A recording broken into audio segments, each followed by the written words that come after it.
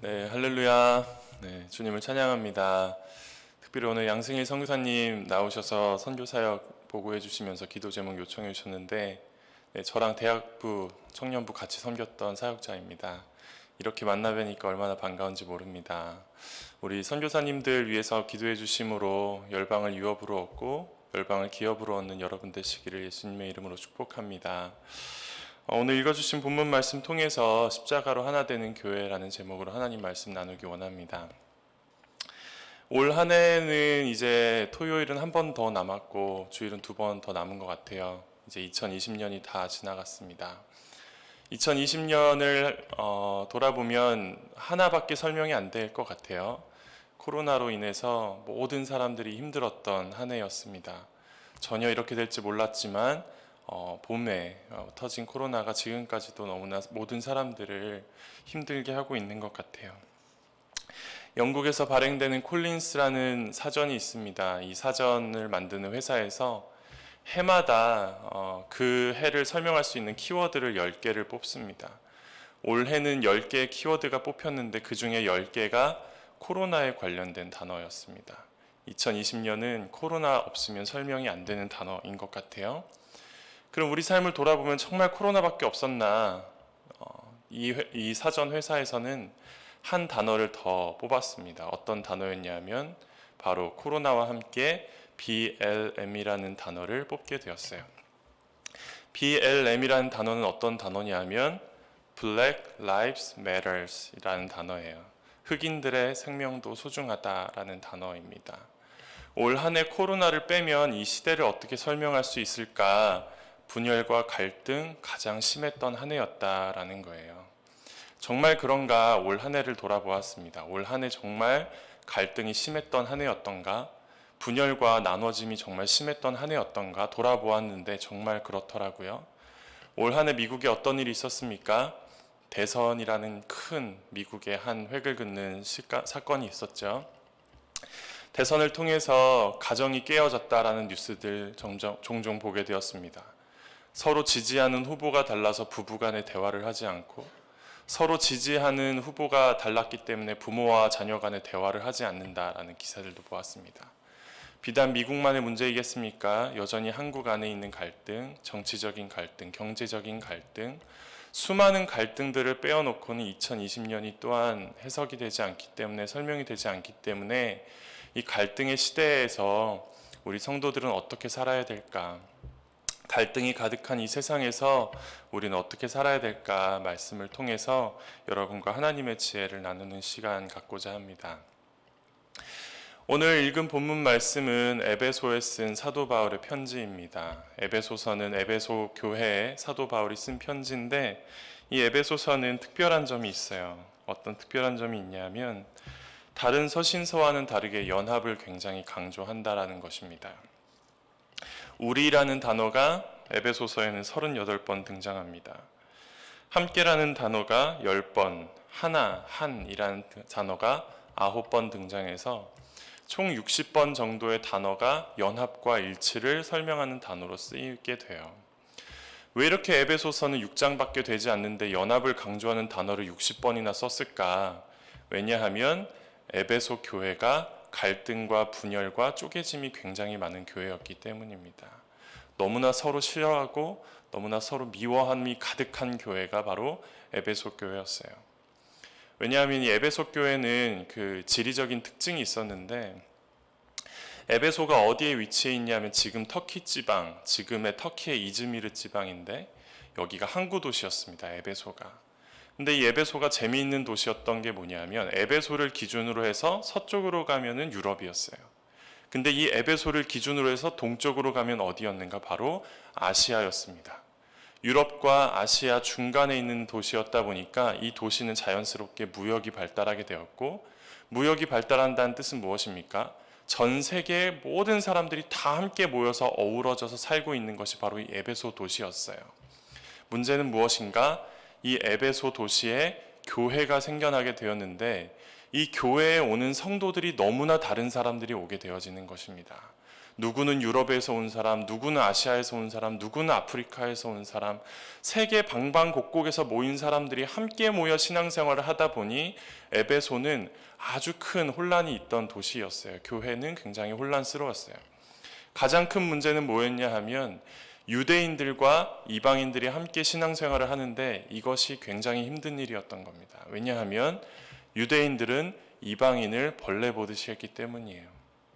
어떤 식으로 보았는가 몇 가지 예화가 있는데 여러분 탈무드 아십니까? 탈무드를 보면 어떤 이야기가 있냐 하면 어떤 한 젊은 사람이 있었습니다. 어떤 한 젊은 사람이 있었는데 이방인은 너무 더럽고 혐오스러운 존재들이었어요. 자기는 유대인인데. 그래서 하루는 그 랍비를 찾아가게 됩니다. 랍비를 찾아가서 물어봅니다. 거룩하신 하나님이, 그 거룩하고 존귀하신 하나님이 저 더럽고 추한 이방인은 왜 만드셨을까요? 유대인만 만들었으면 이 세상이 평화로웠을 텐데, 아름다웠을 텐데 저 더러운 이방인들을 하나님은 왜 만드셨을까요? 라고 질문을 했답니다. 그때 탈무드에서 랍비가 대답하기를 뭐라고 대답을 했냐 하면 하나님께서 이방인을 만드신 이유는 하나밖에 없습니다. 지옥에 땔감이 없어서 땔감으로 쓰시려고 하나님은 이방인을 만드신 겁니다. 이렇게 얘기를 했다는 거예요. 유대인들은 이방인을 어떻게 생각했는가? 지옥의 땔감으로 생각했다라는 거예요. 또 어떤 예화도 있냐 하면 옛날에 그 산모들이 힘들게 애를 낳지 않습니까? 그 모든 고통, 그 출산의 고통이 얼마나 큰 고통입니까? 그 출산의 고통을 다 받아내면서 출산을 했던 것이 고대 여인들이었는데 만약에 이방인 여인이 아이를 낳는다, 출산을 한다 하면 유대인 산파가 보고 도와줘야 되잖아요. 같은 여인으로서 그 고통이 얼마나 큰 줄 알면 또 출산이라는 것은 혼자 할 수 있는 게 아니지 않습니까? 이방인이 아이를 낳다가 유대인 산파가 보고 있으면 도와주는 사람이 없더라도 유대인 산파는 그냥 모른 척하고 지나갔어요. 왜냐하면 아이가 태어나면 그 아이는 이방인이기 때문에 이방인이 한 명 더 늘어나는 것을 내가 볼 수가 없다 하여서 유대인 산파는 이방인이 아이를 낳는 것을 보고도 못 본 척하고 그냥 지나가는 민족이 바로 유대인들이었어요. 이방인과 유대인이 이렇게 사이가 좋지 않으니 이방인을 유대인들이 이렇게 보니 이방인들도 유대인을 좋아했겠습니까? 이방인들도 유대인을 아주 싫어했습니다. 저 사람들 아주 못쓰겠다. 어떻게 사람을 저렇게 볼 수가 있는가? 그래서 이방인들이 쓴 기록들을 보면 유대인에 대한 평가가 나옵니다. 헤카테우스라는 고대 그리스 학자가 있는데 뭐라고 얘기했냐면 모세라는 사람이 잘못했다. 모세라는 사람이 글을 하나 잘못 써서 유대인들에게 친절함을 잊게 했다. 인간성을 말살시켜버렸다. 이렇게 이야기를 하면서 유대인들을 조롱했고 타키투스라는 역사학자는 뭐라고 이야기했냐면 유대인들은 인간 혐오자들인데 부모, 자식, 친척도 못 알아보는 페류나들이다. 이렇게 이야기를 할 정도로 유대인과 이방인들은 사이가 너무나 안 좋은 사람들입니다. 이 사람들이 하나가 될 수 있겠습니까? 이방인과 유대인들 서로 너무너무 싫어하는 이 사람들이 하나가 될 수가 있겠습니까? 절대 하나가 될 수가 없는 사람인데 교회에 함께 붙어 있으니 얼마나 힘들었겠어요. 하나가 될 수 없는 사람들끼리 교회 안에서 함께 신앙생활을 하려고 하니 얼마나 마음이 불편했겠습니까? 근데 사도 바울이 뭐라고 이야기하는가? 오늘 본문 19절 말씀, 너희는 외인도 아니다. 너희는 손님도 아니다. 오직 성도들과 동일한 시민이요 하나님의 권속이라 라고 이야기하고 있습니다. 여기서 말하는 너희가 누구일까요? 여기서 말하는 너희는 지금 성경을 읽는 우리를 이야기하신 것이 아니라 사도 바울이 이 편지를 썼을 때는 이방인들을 향해서 쓴 거예요. 너희 이방인들아, 유대인들과 사이가 안 좋지.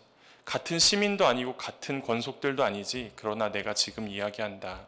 너희는 외인들도 아니고 손님들도 아니고 너희들은 이방인과 유대인 너희들은 모두 다 하나님의 같은 시민이요 하나님의 권속 곧 가족들이다 라고 이야기하고 있는 것입니다.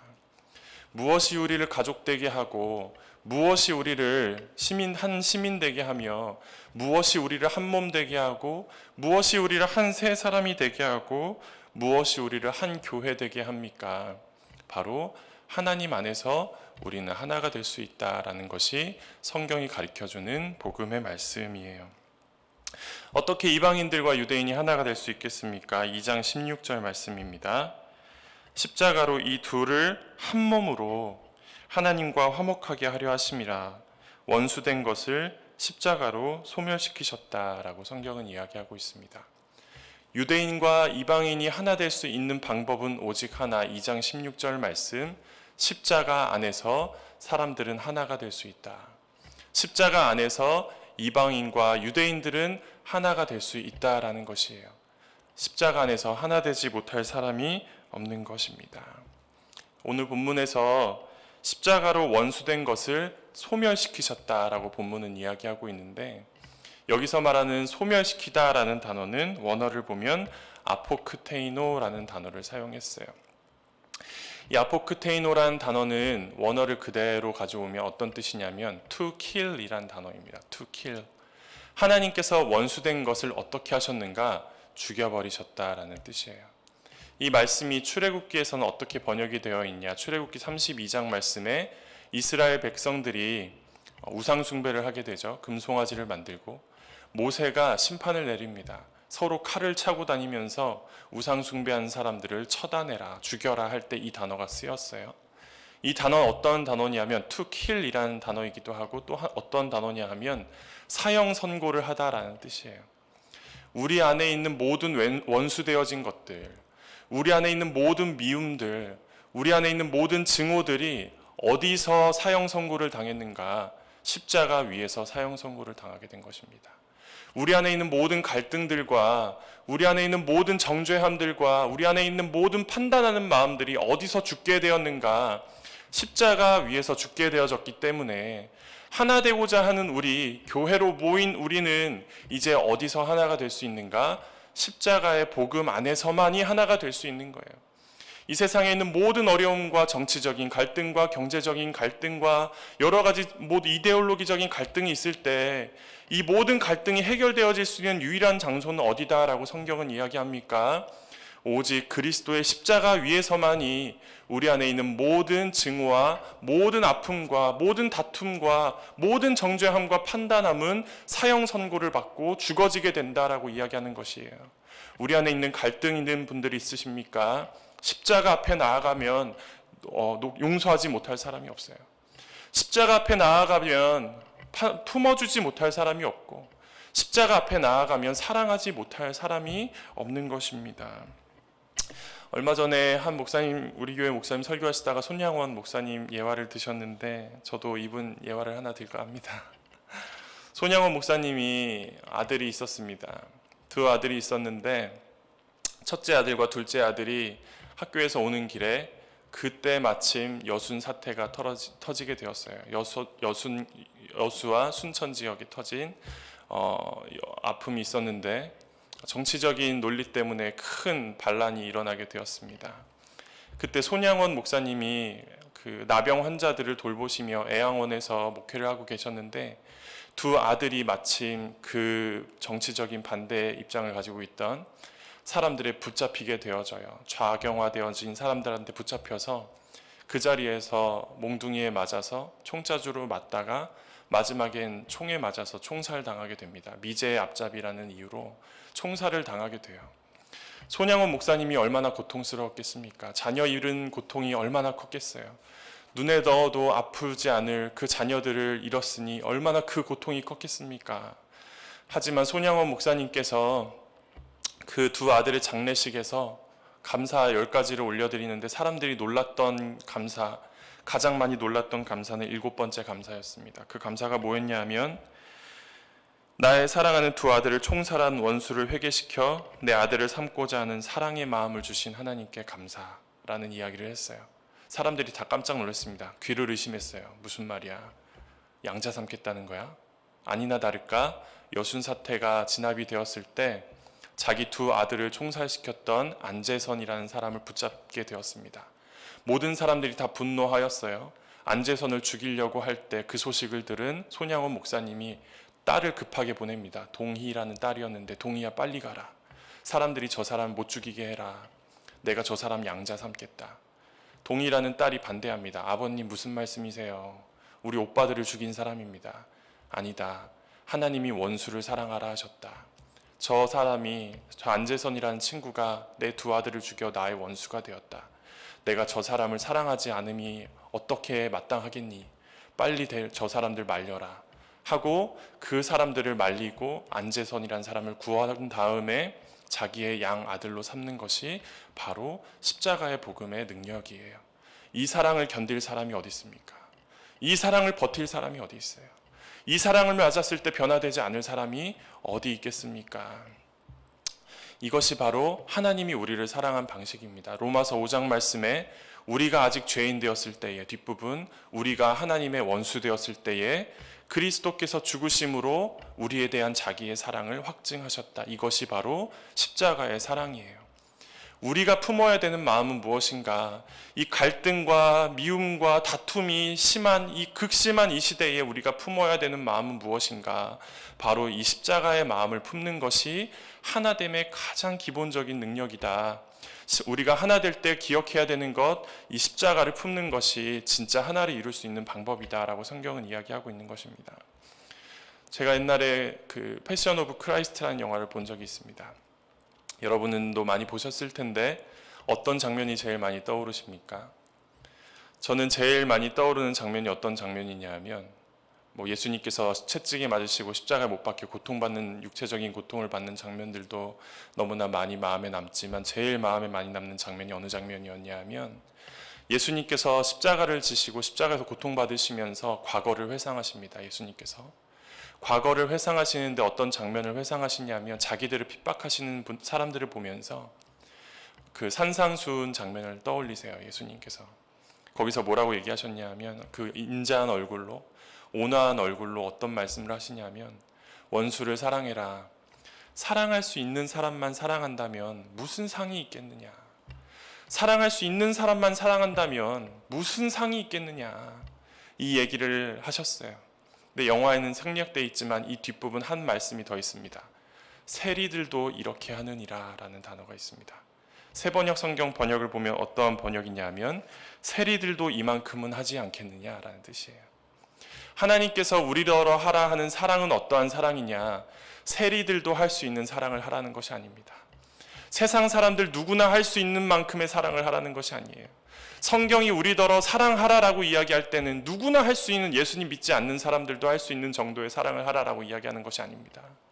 하나님께서 우리에게 서로 사랑하라라고 한 그 사랑은 어떠한 사랑이냐 하면 세상은 보여줄 수도 없고 세상은 만들어 볼 수도 없고 세상은 경험해 볼 수도 없는 그 사랑으로 너희가 사랑해야 된다라는 것이에요. 십자가가 우리에게 주는 교훈은 무엇입니까? 예수님께서 서로 사랑하라라는 이 가르침 가운데 우리에게 주고 싶은 진짜 교훈은 무엇입니까? 어떠한 것이냐면 하나님의 십자가 안에 사랑하지 못할 사람이 없고 십자가 안에 용서하지 못할 사람이 없고 십자가 안에 품지 못할 사람이 없는 것이에요. 그래서 교회는 무엇이냐? 교회라는 우리는 무엇이냐? 교회라고 불리우는 우리는 무엇인가? 하나 되는 사람들이 바로 우리입니다. 우리 안에 나눠짐과 쪼개짐은 절대 보여서는 안 되고 우리 가운데 미워하는 모습이나 시기하거나 질투하거나 판단하고 정죄하는 모습은 우리 가운데는 결코 있어서는 안 되는 것이에요. 옛날에 옥하는 목사님께서 목회를 하실 때에 하루는 후배 목사님들을 모아놓고 이런 말씀을 하셨답니다. 사랑의 교회가 큰일이 났다. 사랑의 교회가 큰일이 났다. 그 자리에 모여있던 사람들이 다 깜짝 놀랐습니다. 후배 목사님들이 있었는데 아니 무슨 말씀이십니까? 사랑의 교회가 큰일 날 일이 있습니까? 사랑의 교회는 언제나 타 교회의 모범이 되어지고 사랑의 교회는 점점점 성장하여 다른 사람들한테 굉장히 따라가고 싶은 교회가 되고 평신도들은 훈련이 잘 돼요. 건강하게 아래부터 튼튼한 교회인데 사랑의 교회가 왜 큰일입니까? 라고 물어보는데 옥하는 목사님이 그렇게 대답하셨다는 거예요. 사랑의 교회가 큰일 났어. 왜냐하면 사랑의 교회에 가난한 사람이 없다. 이렇게 얘기하셨다는 거예요. 무슨 말이냐? 교회가 강남에 위치하다 보니까 본인은 그렇게 의도한 적도 없고 그렇게 바란 적도 없는데 어느 날 설교 단단에 올라가서 사람들의 얼굴을 천천히 쳐다보는데 얼굴이 번쩍번쩍 빛이 나는 강남 사람들만 앉아서 부자들만 예배드리고 있다라는 거예요. 그때 옥하는 목사님 깨달았답니다. 사랑의 교회가 큰일 났다. 사랑의 교회가 큰일 났다. 어쩌다 우리 교회가 부자 교회가 됐다. 그래서 밖에 나가서 전도를 했답니다. 가난해 보이는 사람들 붙들고 사랑의 교회 오십시오. 사랑의 교회 오셔야 됩니다. 그랬더니 사람들이 대답했다는 거예요. 거기요? 거기 돈 있는 사람들만 가는 교회 아닌가요? 거기 귀족들의 교회인데 제가 가면 낼 헌금도 없고 저 같은 사람들 모임에 껴주지도 않고 저는 그 교회에 가지도 못합니다. 저는 안 갑니다. 라는 얘기를 했다는 거예요. 그 얘기를 들으면서 옥하는 목사님이 하셨던 얘기는 뭐냐 하면 사랑의 교회가 큰일 났다 였어요. 여러분, 교회는 어떠한 곳이냐면 전혀 다른 모든 사람들이 모여 하나 되는 곳입니다. 부자들만 은혜 받는 곳이고 부자들만 사역하는 곳이고 부자들만 알아들을 수 있는 이야기가 선포되어지는 곳은 교회가 아니에요. 그것은 사교 집단입니다. 교회는 무엇인가? 너무나 다른 우리가 함께 모여 하나가 되는 것이 교회예요. 가난한 자든 부한 자든 배운 자든 못 배운 자든 육체가 강건한 사람이든 육체가 연약한 사람이든 이 교회에 와서는 십자가의 은혜 안에 하나가 될 수 있는 것, 은혜 안에 아무도 소외받지 않고 은혜 가운데 아무도 소외받음이 없이 모든 사람들이 한 말씀 안에 한 교제 안에 한 사랑 안에 한 십자가 안에 하나 되는 것, 그것이 바로 교회라는 것이에요. 제가 몇 년 전에 홈페이지를 만들 일이 있어서 이곳저곳 홈페이지를 많이 공부했던 적이 있습니다. 깜짝 놀랐던 게 강남에 아주 유명한 교회였는데 이름 들으면 알만한 교회였는데 수년 전까지 홈페이지가 없었습니다. 놀랐어요. 왜 홈페이지가 없지? 알아보니까 그 교회는 일부러 홈페이지를 안 만든다는 걸 알았습니다. 왜냐하면 이미 커뮤니티가 충분한 거예요. 이미 우리는 커뮤니티가 충분하다. 홈페이지의 기능은 무엇입니까? 예배를 알리고 설교 은혜를 나누고 사람들한테 우리 교회는 이런 교회다 소개하는 것이 홈페이지인데 홈페이지를 만들 이유가 없다. 우리 교회 알만한 사람은 알고 올만한 사람들은 이미 다 오고 있다 해서 최근까지 홈페이지가 없다라는 것을 듣고 깜짝 놀란 적이 있었습니다. 여러분, 진짜 교회는 무엇이냐? 내가 좋아하는 사람들끼리 모여서, 내가 원하는 사람들끼리만 모여서, 나랑 쿵짝이 잘 맞는 사람들 모여서, 나와 마음이 잘 맞는 사람들끼리 함께 모여서 나만의 나라를 만들겠다. 이것은 교회가 아니에요. 이것은 친교 집단이에요. 진짜 교회는 무엇인가? 정말 하나 될 수 없는 이방인들과 유대인이 함께 모여 하나님을 함께 찬송하는 곳이 바로 교회이고, 진짜 하나님이 만드시고 싶어 하시는 교회, 진짜 하나님께서 꿈꾸시는 교회는 어떤 교회인가? 서로 다른 너희가 함께 모여 사랑하면 그제서야 세상이 너희가 내 제자인 줄 알리라. 우리가 제자 되기를 힘쓰는 교회입니다. 우리가 어떤 교회가 되어야겠습니까? 갈등이 가득한 이 시대 가운데 우리가 서로 사랑함으로 세상으로 하여금 우리가 진짜 그리스도의 제자임을 알려주게 하는 것, 이것이 바로 우리 교회의 사명이에요. 예수님께서 너희가 서로 사랑하면 그리스도의 제자인 줄 알 것이다. 이 얘기가 지금 들으면 쉬운 얘기 같지만 이 얘기는 정말 어려운 이야기입니다. 예수님께서 이 이야기를 누구에게 하셨냐 하면 제자들에게 하셨어요. 제자들을 불러 모아놓고 너희 사랑해야 돼. 그래야 너희가 내 제자야 라고 이야기를 했는데 제자들은 서로 사랑하기 힘든 사람이었습니다. 예를 들면 세리가 있었습니다. 예수님의 제자 중에 세리가 있었습니다. 세리는 지금으로 치면 누구냐 하면 앞잡이입니다. 앞잡이. 로마에 빌붙어서 동족의 피를 빨아먹는 앞잡이가 세리였는데 세리가 마태였어요. 그리고 예수님이 동시에 제자를 부르셨는데 누굴 부르셨냐면 시몬을 부르셨습니다. 시몬의 직업은 무엇이었냐면 열심당원이었어요. 열심당원이란 뜻은 무엇이냐 하면 만주군 독립군인 거예요. 한마디로 말해서 독립운동과 안중근과 나라를 팔아먹은 이완용을 함께 불러서 너희가 서로 사랑하면 세상이 너희가 내 제자인 줄 알 것이다 라고 말한 것이에요.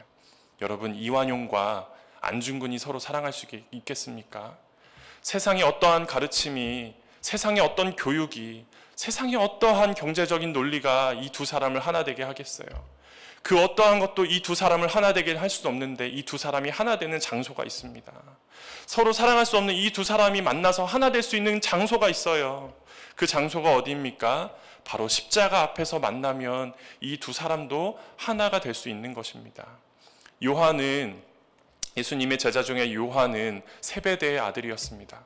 세베대는 전승에 따르면 어업 사업을 하는 큰 부자였어요. 도련님입니다, 요한은. 근데 베드로는 어떤 사람입니까?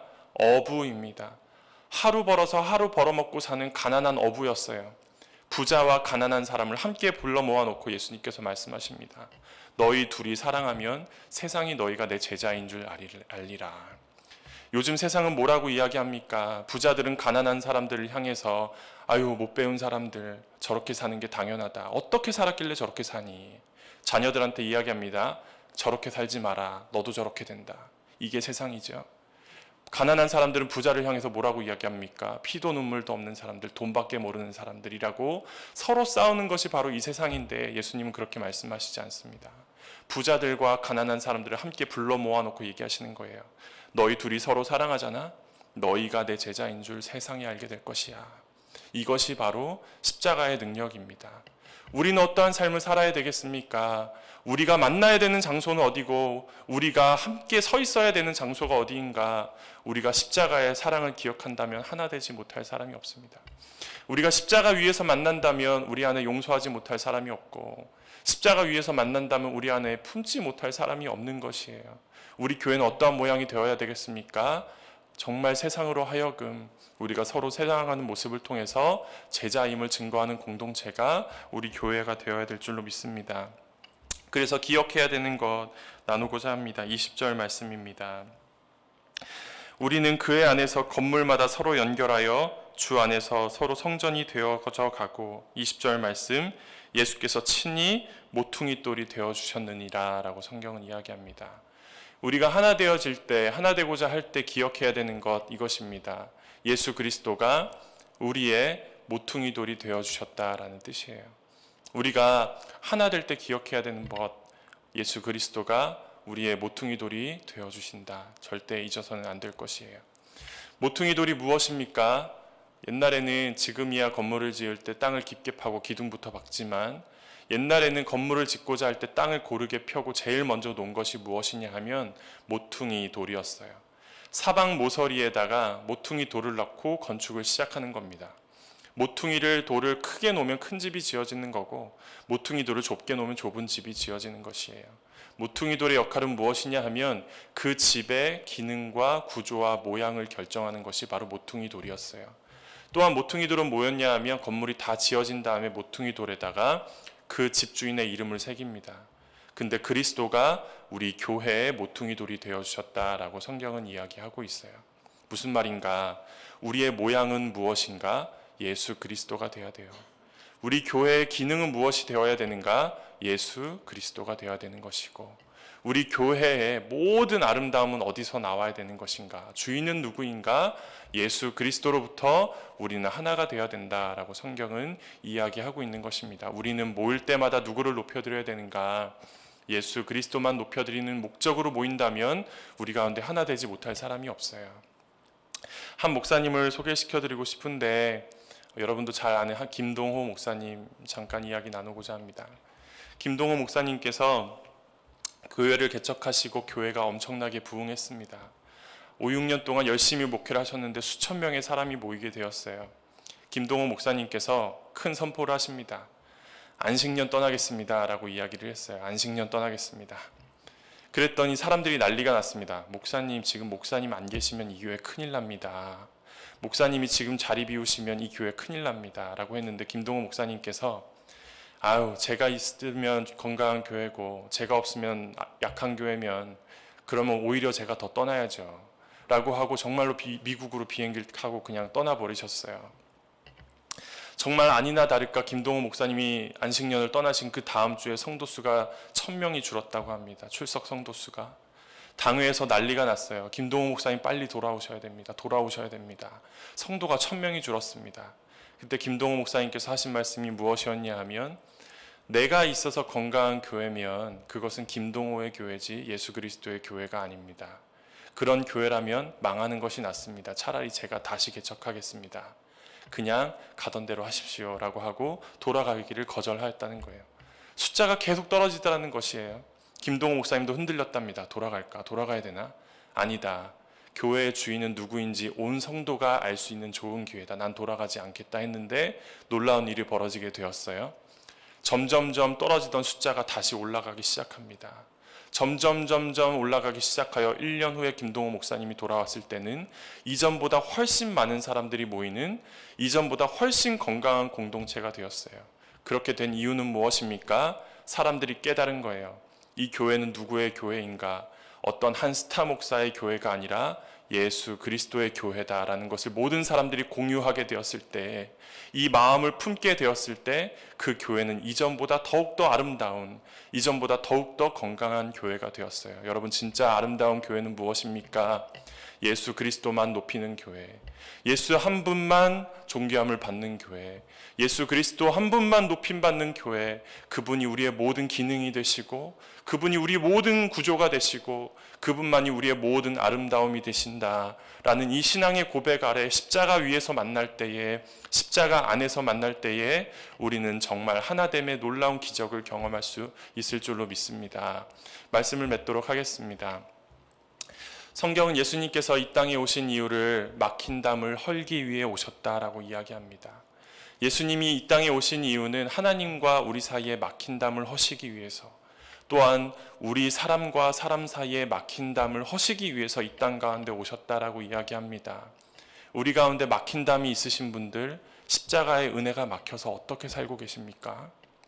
우리 가운데에 관계에 어려움이 있어서 십자가의 담이 있으신 분들, 십자가의 은혜 없이 어떻게 버티고 계십니까? 연말이 가기 전에 십자가의 은혜 앞으로 나오시기를 바랍니다. 갈등이 가득해요. 미움이 가득해요. 정죄가 가득한 이 세상 가운데서 세상은 보여줄 수도 없고, 세상은 만들어낼 수도 없고, 세상은 이전부터 한 번도 체험하고 경험해 본 적 없던 그 십자가 안에 있는 놀라운 은혜와 사랑의 연합이 우리 교회와 우리 각 가정 가운데 가득하시기를 예수님의 이름으로 축복합니다. 제가 기도하고 말씀 마치도록 하겠습니다.